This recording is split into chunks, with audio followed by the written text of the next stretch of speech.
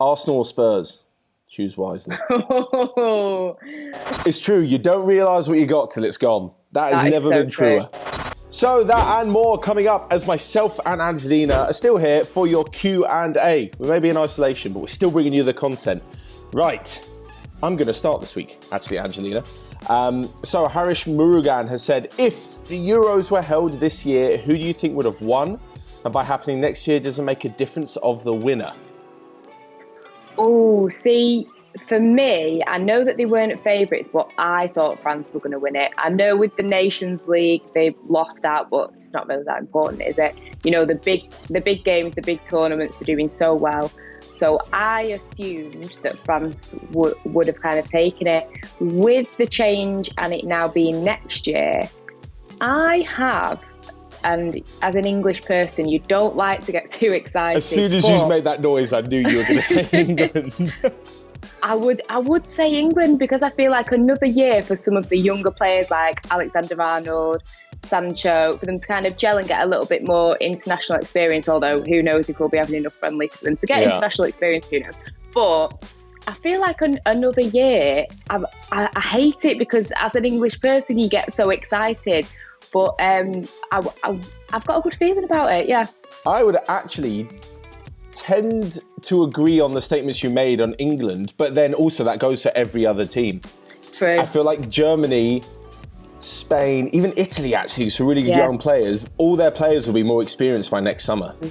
I think France, I agree with you for this summer, but there's also the massive point of injuries. I think it's going to be massive because Harry Kane will be fit, hopefully you'd think by next summer, right? You think Marcus Rashford would as well.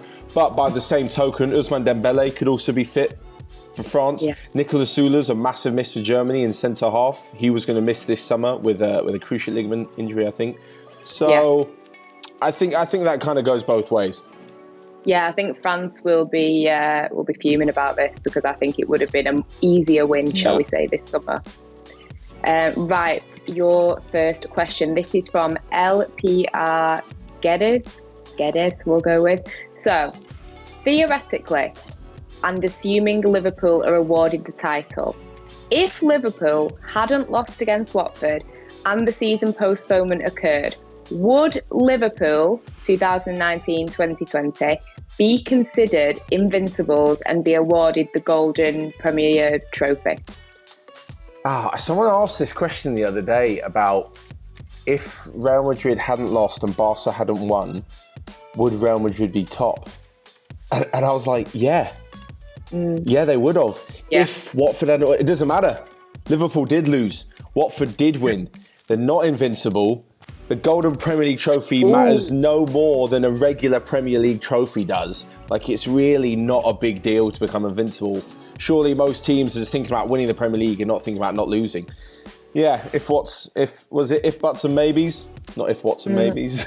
I mean, I kind of find, you know, that golden trophy? Yeah. There's a picture of Arsene Wenger with one, and I just think it looks really pathetic compared to the actual Premier League. No, it just looks really small. Like, there's this picture of him holding it, and I just felt sorry for him. But it's just like...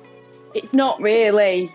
It's not really a thing you should be striving for. I mean, Klopp said it himself. He was like, yeah, now that we've lost, we can go back to not worrying about stupid records and winning. And I completely and utterly agree.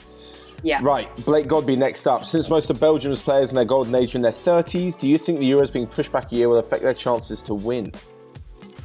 It could. I think that, you know, there's a possibility of that. But there are still some players in the 20s that, you know, are absolutely fine. I think people seem to think that Lukaku is like 32 or something like that. He's actually, like, I think recently turned 26. Yeah. So I think obviously you've got players, you know, like De Bruyne is 29 and stuff like that. But I think you do have some younger players like Adnan Januzaj, who actually used to play for United. He had an amazing goal at the World Cup for Belgium. And also, like what we were saying before, like another year could, you know, give the opportunity for younger players to come through. So I think it could affect them, but I don't think that they're that far over the hill that it's going to completely wipe out half the squad one year. Yeah, I think in an attacking sense they're probably fine because De Bruyne is in his prime. Hazard's actually another one who was probably thankful that he's going to be back from injury. Wouldn't have been for this summer, will be next summer. Defensively is where I think they struggle. So Kompany, since leaving City, that's just gone tits up at Anderlecht. I've personally watched Jan Vertonghen's decline go like that at Spurs. Toby Alderweireld's kind of on the same wavelength, not so bad, but in another year could be as well. They also had Thomas Vermaelen, who's playing over in Japan at the moment, I believe. I'm not quite sure he's kind of in the main frame. Thomas Meunier as well. Going to leave on a free, looks like, in the summer. I'm not sure he's like top level. So I'd worry more for their defence rather than their attack. Because, Lukaku, De Bruyne. Actually, to be fair, Mertens will be 33 next summer. But Lukaku, De Bruyne and Hazard are the guys. I think they're all right. Yeah. I don't think they're going to be having Zimmer frames next summer. Exactly. Maybe Benteke, but who knows? Maybe. Oh, there's Divock Origi as well. Liverpool fans chime in now. Right, you're up next.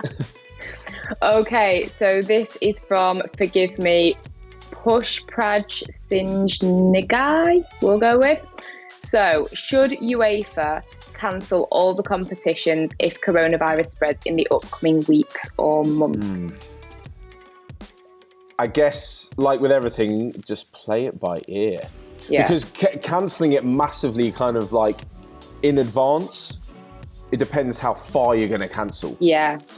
Like, yes, obviously cancel or postpone stuff for now is absolutely fine. But to completely cancel it and then realise, you probably could have squeezed it in a little bit later is not necessary.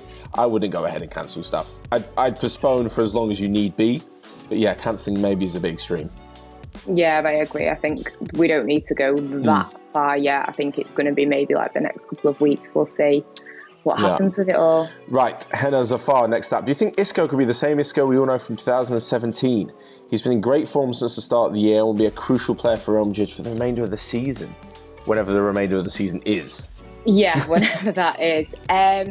You know what? For me, watching him recently, it's actually been really nice. I think he's got his confidence back. I think after the whole Solari, is he fat? Is he not fat? What's going on? You know, all of that stuff. I actually felt a little bit sorry for him, especially when I watched, what your own manager's saying about you. I mean, it's got to hurt. I think he's got a lot of confidence under Zidane now. So I think why not? He's had some really good performances recently. Even like the City result wasn't, amazing, but against City, Barcelona. And I just think that he's finally found that consistent attacking form. And it's not even just goals, but, his assists, finding key passes. I think it's really nice to see him rejuvenated. You always want to see a player, when you see, things happen and they kind of dip and stuff like that, you feel bad for them. You want to see good footballers playing well. Yeah.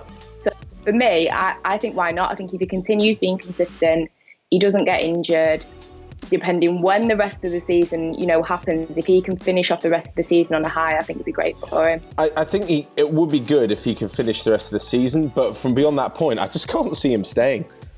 I just think Real Madrid are one of these teams that once you become old news or once you dip off a bit, it is so difficult to turn your career around. Yeah. Like James Rodriguez and Gareth Bale and Isco to some extent are all in the same boat. They've all got so many priors that if they come in and score a hat-trick, people are still like, but I'd rather let them go and sign like Mbappe for 200 million instead.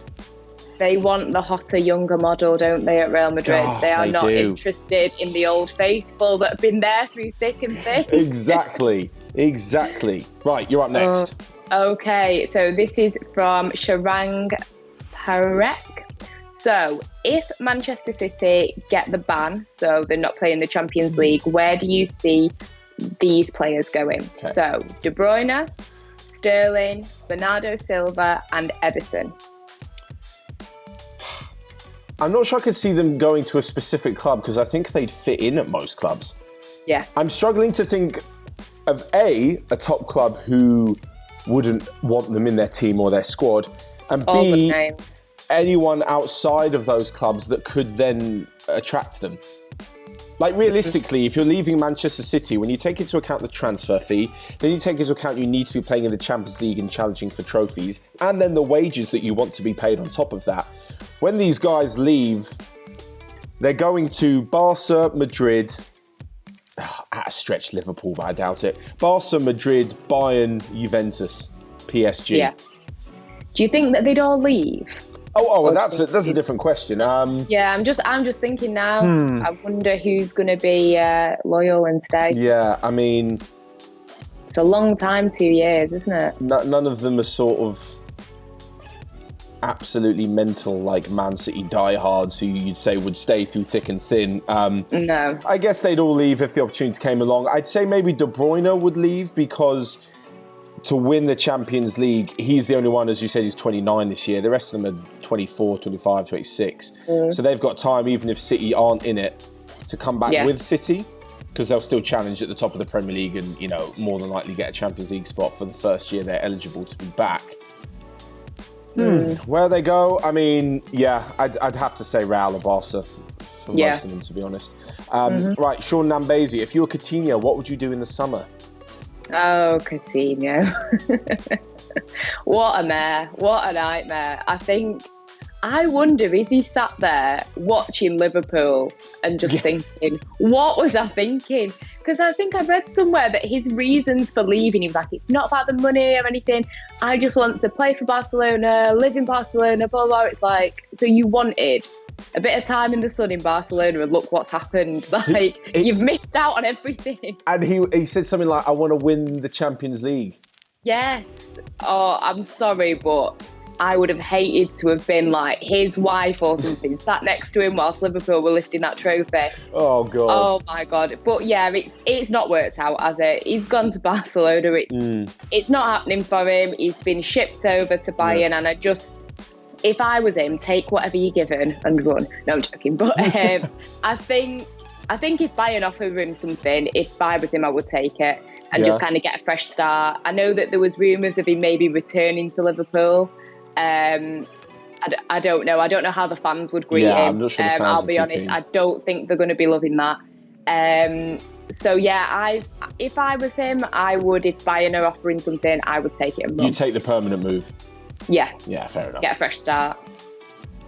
Yeah. I would tend to agree. Right, you ready for your next one? Hit me. So this is from Patrick Crew. And do you think RB Leipzig have a chance to be as good as Ajax last year or even better? Be as good as or maybe reach the same stage. It depends on the draw or whenever this draw happens or whenever the Champions League happens. Yeah. I feel like we're going to be saying that so much. It's like a terribly overrun joke. They're good. They're really, really good, Leipzig. I think there's a real kind of excitement about the way that they play, but I'd also tend to agree, especially on the Ajax model, that one or two of their players, maybe even more, could be picked off by bigger teams. So I think, in terms of this is a pretty good patch for them, and they can, look, they're in the quarterfinals, so all they've got to do is get a kind draw, if there is any kind draw. Sounds harsh, but whichever team draws Atalanta probably has the best chance of going through to the semis. On paper, of course. Atalanta, no disrespect to them. But yeah, I think there's no reason why Leipzig can't. I mean, all three German teams. All two left in it after Dortmund knocked out.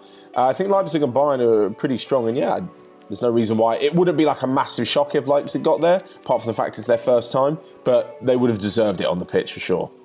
Yeah, definitely. I would agree. Right, CR7 Niraj has asked, where should Bale go after leaving Madrid? See, we're just talking about Isco. He's literally in the same boat. Yeah, again, take what you give it. No, I think the Bale thing, the whole thing has just been so underwhelming, I'll be honest. I think there's a couple of options. I mean, I know everyone will jump on the Manchester United train. I can't see it happening because I think, depending what happens with Kane, they're going to be kind of going for the younger, hotter model, basically. Yeah. So I see United going more for Kane, and if they do get Bale, then it's, what's going to happen with Rashford and Igala. I guess you could say the same for Kane as well, but I think out of the two, I see them going for Kane instead. Maybe if Kane does leave, he could go back to Tottenham. I don't know. That would be a nice... You mean nice Bale? For him. Sorry, Bale, yeah. Yeah. Get all confused out. Yeah, so Bale, you could maybe... Yeah, you know what? Shove them all in Tottenham. Yeah. No, I think if Kane goes to United or wherever, Bale returning to Tottenham could be good. Or I don't see him going to China yet. Even though I know he came close. I could maybe see him basking in the Miami sun, maybe a bit of MLS potentially. Yeah, Beckham's always talking about a bit of MLS. a big player moving to Inter Miami. And I think you get a lot of, like soccer fans out there, like loving him and wanting him to sign shirts, and it'll feel like the hotter, younger model again, because he will be a lot younger than a lot of the people in the retirement home of the MLS. Do you know what I mean? So, brutal on the MLS today, Angelina. That's what I think anyway. Yeah. I would say that would make more sense if he's going to line his pockets for more money, like it seems like Bale's keen on doing. But I'd definitely have him back at Tottenham. Definitely. The match winner. But another thing with the MLS, very good golf courses over in America. Very true. Imagine him and Tiger Woods. I think you need to maybe have a word over at Spurs for them to build a nice little golf course. If any nearby. team is going to build a golf course like inside their training centre or the ground or something stupid, it's going to be Tottenham. 110%. Oh, right. Here's your next one. So this is from Jack Daniel saying, which current players do you think could become successful managers? So he's given us a few examples of Messi, Kane, Ronaldo, Kepa, Milner, etc. So I always thought with this, right, that there was like a theory to kind of how good or what type of player someone was. So like a kind of thoughtful, maybe less physical, less sort of instinct player to how good a manager was. But then that completely blew out the water when people like Vincent Kompany was terrible at Anderlecht this season as a manager. And I thought like he was definitely a really smart, brainy, tactical, intellectual, had an incredible knowledge of football kind of guy. And then that just went out the window. So you could say the same about James Milner. Like the dedication he shows. When they have that, because Kompany was such a strong captain and such a leader, you automatically, kind of think you expect them to just be amazing.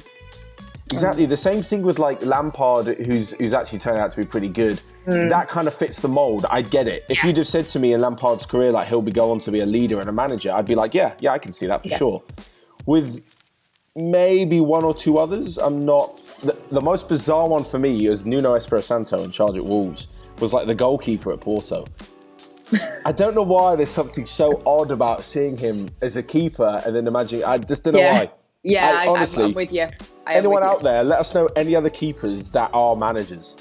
Yeah. I feel like it's quite rare. I'm not quite sure. I feel like this is a thing. This is another video. This is. Who are you putting your money on? One player who you think would be a good manager. That would be a good manager. As much as I do like Ronaldo. I think he's a great player. I can't see him being. I know people say he's so self-obsessed, but I think he's got a lot of kids. He's got a lot going on. Do you know what I mean? I don't think he's got time to be a manager. I think he's got enough. Who's the one name that would be? Ooh. I'm going to go for Giorgio Chiellini. I feel like he's a real master. Like psychologically as well. I'd definitely put him down as a good manager. Take over Juve, he'd be good. One person. And I would just really hope that they will be a good manager because they seem like a really nice person. And I'm going to go for a United player of Juan Mata. He's such a nice guy. I really feel like he would understand the players. He would help them and coach them. Don't necessarily know about his tactical stuff, but he could at least be, a cheerleader or something. No, I'm joking. Maybe he'd be a good coach then, a good assistant. Yeah, I do think, I would really like to think, because he seems like such a nice guy, I would love for him to be a good manager and have a good career when he retires. Fair enough. Right, quick fires now. Let's rattle through these. The 2 games melon. What a name. I always wonder how people come up with these YouTube names. Right, quick fire. Juve or Lazio? Lazio. Ronaldo or Immobile? Ronaldo. De Jong or Busquets? De Jong. Celtic or Rangers? What's the one? Got to go with Celtic. Arsenal or Spurs? Choose wisely. I mean, as a Manchester United player and as a colleague of yours, I'm going with Spurs. Good answer. And Aubameyang or Kane? Go Kane. Yeah, see, United don't want to sign Aubameyang. Right, good. Okay, you ready for your quick fire? Hit me. So this is from Adil Malam. So Barca or Real? Oh boy, here comes the hate. Because of David Beckham, Real Madrid, when I was younger. Pep or Klopp? Pep. Okay. Chelsea or Arsenal? Oh my God, that's the lesser two evils. Chelsea or Arsenal? It doesn't matter. None. Chelsea. Ooh. Just because it's not Arsenal. And finally, Rangers or Celtic? Same as me. Yeah, Celtic, I'm going to say. Always had a bit more of affinity for them. Right, few questions. First off from Madari, who said, how is life without football? Oh, life without football is very strange. My weekends are very free now. I'm trying to think of, maybe I should start knitting or something. If anybody's got like any ideas of like hobbies for us all, because please let us know. Yeah. You need a 1,000-piece puzzle or a 1,000,000-piece puzzle. That is a good shout. That is a very good shout. I'm going to get online and buy one, seriously. But yeah, I think it's there's only so many times that I can kind of read football news and stuff like that. It is, I mean, at the end of the day, you've got to understand why we're in this situation. Obviously, it's for people's safety and well-being. Yeah. It is a sad time, and I feel like, I think, what did I see on social media? Like people playing like the Champions League music. I mean, as a United fan, I don't hear that anymore. But, just like, you think in the distance, you've heard like Match of the Day or something and you get excited. It's tough, I'm not going to lie. Basically, we've all got mass withdrawal symptoms from football. It's true. You don't realise what you got till it's gone. That has never been truer. Never been truer. Very true. Right, hit us with the last one. And this is from Lester Fernandez, who says, which games would you advise to re-watch whilst in quarantine or self-isolation and stuff? Provided you had all of them saved. Yeah, this is the thing. If you can maybe find them. Wow, which games to re-watch? I mean, there's so many good ones. There's so many really good ones. If you want, I'm trying to think of a really crazy game, super exciting, loads of goals, was, I don't know if you remember, Liverpool's UEFA Cup victory against Alaves back in 2001. Vaguely. They did like, I hate to say it, but like a poor man's treble. I think Liverpool fans, correct me if I'm wrong, I believe they won the UEFA Cup, the League Cup, and the Charity Shield. Or was it the FA Cup? Yeah, like kind of every second-rate competition they won. They won a few trophies. They beat Alaves 5-4 after extra time in UEFA Cup final. It was absolutely nuts. So yeah, feel free to go and watch that back. That was pretty crazy. Yeah. Over the years, if you're a United fan, maybe rewatch the 8-2 against Arsenal. Oh, that was pretty spectacular. I mean, good God, there's so many to watch. Barca absolutely outplaying Real Madrid 5-0 in that in Mourinho's first Clasico was quite a spectacle. I think there's a few Clasicos that you can watch just for the drama surrounding it. Like the eye gouge one. Yeah, that's true. I mean, obviously we don't condone people having their eyes gouged out, but the drama was great, I'll be honest. Oh God, that should be a Netflix series. Right, well, I think then that is about it. Thank you so much, as always, for your questions every Wednesday night in the community tab on YouTube is where you can leave them for the following Friday's Q&A. Let us know what you think of the setup as well. You might have to get used to it because this is it. This is me and Angelina now, Skyping for the Q&A. But yeah, let us know your thoughts in the comment section and all of the rest of what you made of today's Q&A. Until next time, though, we'll see you guys later.